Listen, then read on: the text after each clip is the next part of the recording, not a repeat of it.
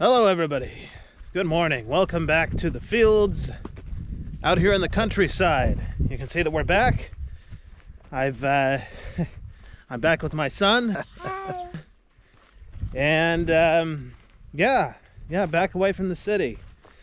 So far it's been pretty nice. It looks like it's getting ready to rain, so I don't know how long I'm going to be able to be out here recording at the moment, but I'll do what I can. I've heard a lot of interesting news coming out. Nothing from the Chinese news. I'm sure at some point they'll say it's a total lie and people will be held responsible. But the thing that I heard was that it was leaked, some documents were leaked from the Chinese government proving that they knew about how dangerous this COVID-19 thing was long before they told anybody. So back when they were saying there was no human-to-human transmission, and they were telling the rest of the world and the WHO that they didn't have anything to worry about, China was actually, well, I would say they were preparing, but they weren't. They actually told people to go out and have these big celebrations, and they didn't stop people from going through Wuhan, which is a major travel hub. So I don't know. I haven't seen the documents. I don't know that they're real, but if they are, that's interesting because it means that someone within the government who has access to this information, here in China I mean, was so upset with things that they decided to release it to the Western media, which is kind of shocking. Oh, is this tractor coming this way? No, he's going the other way. Yeah, very interesting news. I imagine that's going to get the Chinese government quite upset. Hopefully that anger isn't going to be directed at foreigners like myself, but I don't see why it would be. I'm thinking their anger is going to be directed at whoever leaked the documents.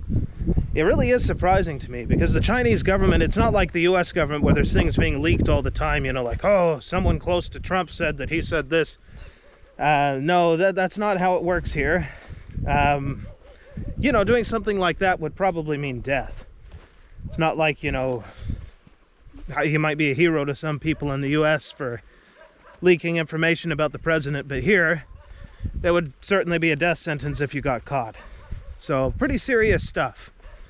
I guess we'll have to wait and see if it's true, but kind of goes along with the information that also got leaked to somebody, that the virus came out of one of those research labs in Wuhan.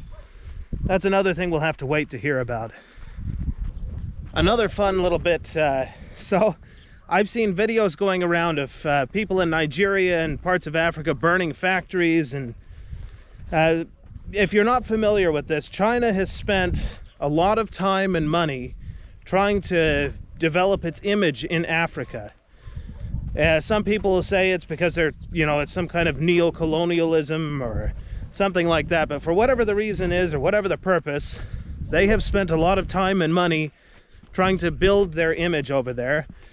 And the thing in Guangzhou, in one short incident, has completely destroyed their image in Africa. And now people are burning down Chinese factories, and if I were a Chinese person in one of these African countries, I'd probably be hiding at this point. It's pretty scary stuff, actually. You know, they had nothing to do with it, for them, as far as I know, any sort of action that was taken in Guangzhou. So it's unfortunate if somebody who's innocent of anything were to get hurt, but you can see that, well, all of that work has basically gone up in smoke, along with the factories that they have built there. So, terrible news.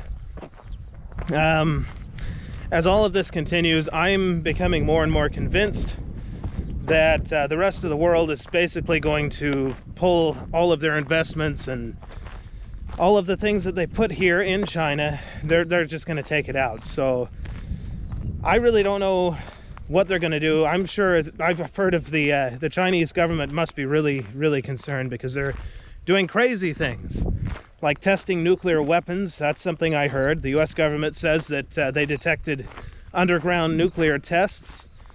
They sent a carrier strike group through contested waters, which is, you know, that's very dangerous. I don't know if they were just prodding or, you know, probing or whatever you want to say to test the US in their current situation with some aircraft carriers being taken out, or if they're just being aggressive and saying, yeah, we're still here, we're still strong despite all this stuff. Who knows what the real reason is, but it sounds to me like there's a lot of chaos happening within the government here. They're concerned about something. There's another thing that I haven't talked about. Text messages are going out to everybody's phones saying to something about anti-terrorist activities. If you see any suspicious things, basically to report it to the government. I've never seen terrorism in China, so I don't know what they're talking about, but maybe there's some things happening that aren't being reported. Of course, if there were any protests or uprisings, they would never put it in the news, and the rest of the world wouldn't know about it unless someone were able to leak the information, which doesn't often happen. But something's going on. Either maybe they're just scared. Maybe they're just scared that something could happen. Who knows? I'm guessing some of you are probably wondering, if you've been watching any of these videos for a while, about Grandma and Grandpa's condition. So I'll give you guys a little update on that. Grandpa is in the hospital. Grandma's, of course, staying with him. He's been there for probably maybe about a week. Some heart-related issues. It's not coronavirus, at least.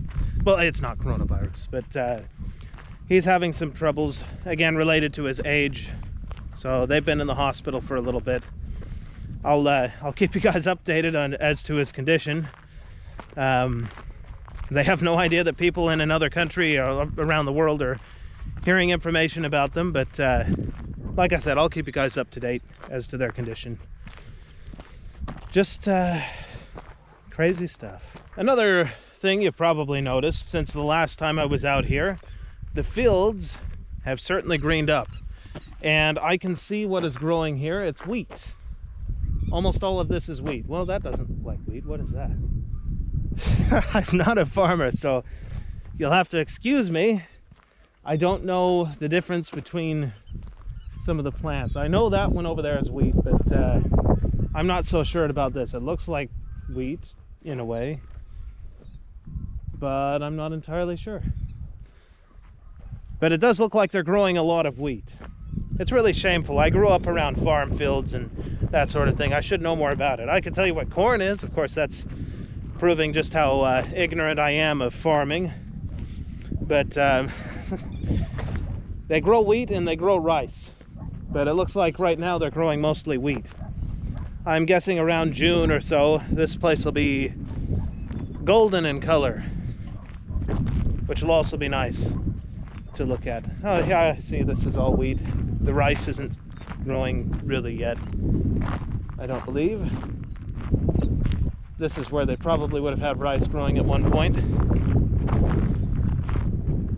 But yeah, again, everything is very, very green. The trees all have leaves. Looks pretty nice. Of course, that means all the bugs are out now. So mosquitoes and flies and everything else. Luckily today it's kind of windy and, well, the flies are not here, so. Or the mosquitoes aren't out yet. They'll come out at night. Those darn things. I saw a kid out here just yesterday. Came over to play with my friend. He was covered with mosquito bites. I felt bad for him. Didn't look very fun. But that's probably about all I've got for updates today. Not a whole lot going on just yet. Like I said, we just got back out here, so haven't had a whole lot happen yet.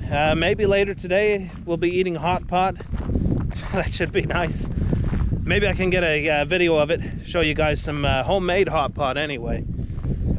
It tastes pretty good. My brother-in-law, he's sort of a cook. Well, sort of a cook.